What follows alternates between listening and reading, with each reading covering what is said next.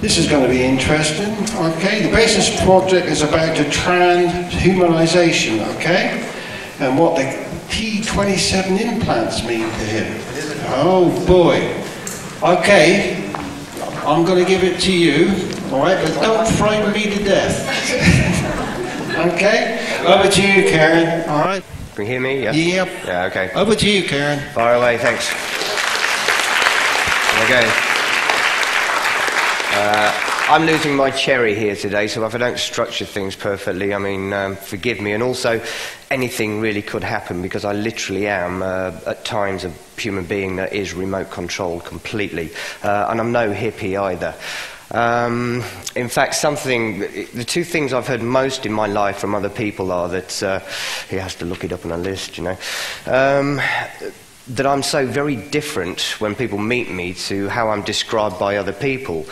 And the other thing is that people think that I'm going to be big. I'm going to be a very big person, but I'm not. I'm rather small, but there's reasons for everything with regards to me, and it's something I've learnt. And I've also changed what I was going to talk about to a degree as well, because I looked at the list of people here today, and you know, they know a lot more about the history and background of mind control and the programs that people like me, that have produced people like me, than I actually do myself. So what I want to concentrate on is talking to you about TIs. Now, how many of you know what a TI actually is? A TI is a targeted individual. Well, I'm glad about that. Not many of you do. Because you need to know. Because there are, well, hundreds at least, but I believe hundreds of thousands perhaps, but definitely thousands around the world. It is the most horrific situation a person could be put in. And I'm going to kickstart things with a lady today that I encountered when I was researching. It's not a real name, but she's very secretive with regards to her real identity. We'll call her Moo. She's on YouTube. And Moo is a monarch, basically, a monarch mind control target and a targeted individual. She's very intelligent, very eloquent, and explains things very well. So I'm just going to take a seat myself and hand you over to Moo. She'll explain things. Bear with me just a moment. I should have enlightened you a tad further. Target speak. We're the targets. The perpetrators are the ones that target us. What Moo's talking about here is gang stalking. Gaslighting is another phrase it's used. Essentially, it's rogue elements of the security services that target people like us to keep us subdued because, well, for numerous reasons. We're being used for all sorts of reasons, but just to enlighten you a little bit further, the perpetrators are them and the targets are us, and that should about sum it up. Hi guys. This is from a document that I recently wrote called Things Perpetrators Say to Justify Gang Stalking, Street Theater, Direct-to-Conversation, and Electronic Harassment. By the way, in the document I misspelled the word perpetrator as perpetrator on purpose because that's what they are. They're traitors who are perps. The target is sick. The target is a loser. The target is a bully. In my case, that's a big joke. Target was born out of wedlock, which makes them a bastard, so God doesn't love them anyway. The target is gay. The target is anti-gay. The target is a drug user. The target is a bum. The target is a racist. The target is a child molester. The target is stupid. The target is a whore or a slut or is ugly or evil. The target is the devil or a demon. The target is an MK Ultra victim, and they don't want any witnesses. The target is just a bitch. The target is a pervert. The target is crazy. The target did bad things to people in the past, or has a record, or is a bad parent, or eats cheesecake, which is just me trying to have a sense of humor about all of this. The target knows too much. The target is too old. The target is too young. The target is an embarrassment to their cult, I imagine. The accusations levied against the target may or may not be true. Many times the target was born into this program, set up on purpose to make them look bad after much trauma, as is the case in my life, sort of like torturing an animal and blaming the animal for reacting to being psychologically tortured and for fighting back. Often the target is a victim of mind control to a greater degree than the general population, that is, and is being blamed for the things they did as a result of the most wicked form of mind control using trauma, among other things, and sometimes even implants. Now here's why none of these excuses are good enough for what perpetrators are doing to the targeted individuals. The perpetrators possibly do not know the whole truth about the individual they are destroying. They have possibly been told half-truths and or outright lies about the individual whom they are targeting. The target may have been handed off from one group of perps to the next, with each successive group being told only part of the story, since in many cases the target has been a target since birth, through programs such as the Monarch program or MK Ultra. They have been mind controlled throughout their life, unbeknownst to them, and possibly unbeknownst to the perp as well. If you are a non-consensual human experimentee like myself, then you probably know what I'm talking about. Many of you who have read my articles or watched my videos already know that I found implants in my ears in 2008. That means I have possibly been an experimentee since I was born because I was adopted and kept at a hospital for the first 6 weeks of my life in the custody of an adoption agency. This also means that anything I did while under the influence of these implants, which may indeed be cochlear implants based on the location of the RFID chips that I found, is directly attributable to those who are using these implants to influence my life or who have used them since I was a child, since I never consented to the procedure in the first place. The mind control, again, does not equal consent. Some of you who have been targeted are aware of something called the Truman Show effect. We call it that because as targets, we see bits and pieces of our life stories displayed in movies, music, and television. This leads me to the conclusion that we, the victims of this horrible and inhumane crime, are like slaves whereby all of our intellectual property is stolen from us and others get to profit from our suffering. It is the most disgusting crime that could ever be thought up, since the victim, so far, has no real proof, and the perpetrators have plausible deniability. And the nation denies that slavery even exists. The scary part is that when I look back over my life, I have noticed this effect going on to some degree throughout it. One example of this is the fact that when I was very young, maybe about 6 or 7, I had this thought. What if the world around us that we see isn't actually real? What if it's like some kind of movie covering our field of vision? At the time, I had no idea about virtual reality, and this was how I put the concept into words.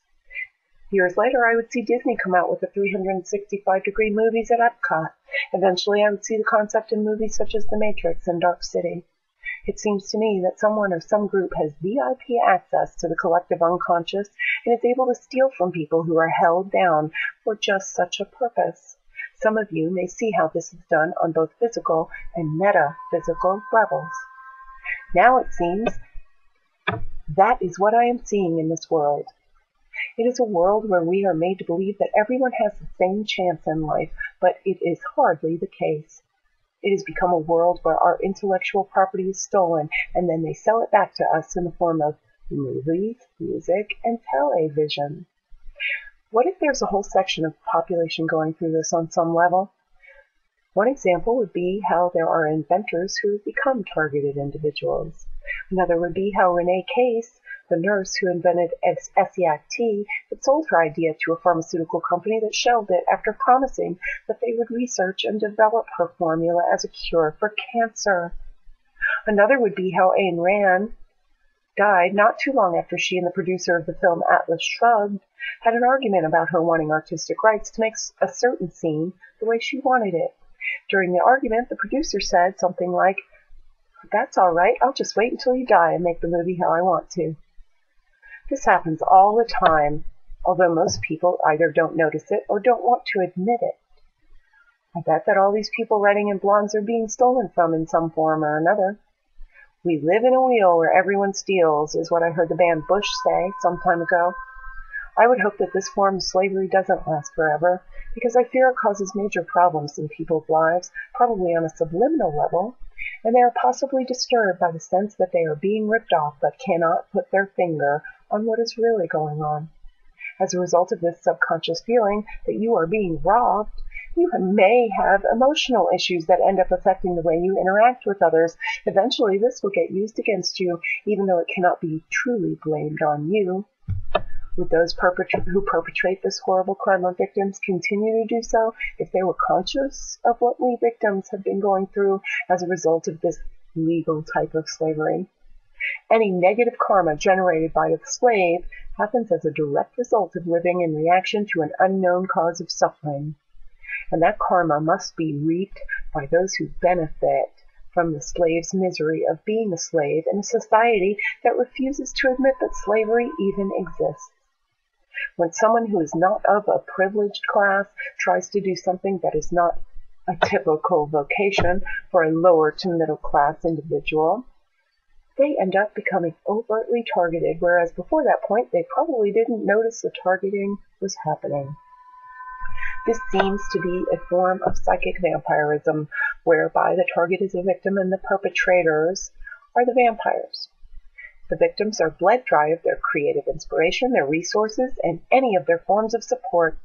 The targets are made to look crazy with the evil technologies being used against them, whether through the use of implants, as in my case, or some form of heterodyning, occult magic, negative thought forms, or directed energy weapons. I have researched enough to know they have a huge arsenal at their disposal. I am led to wonder if all targets are set up since birth. Are we told a big lie about how this is the land of the free and the home of the brave, and how this country is all about liberty and justice for all, while everyone else knows the truth but aren't telling?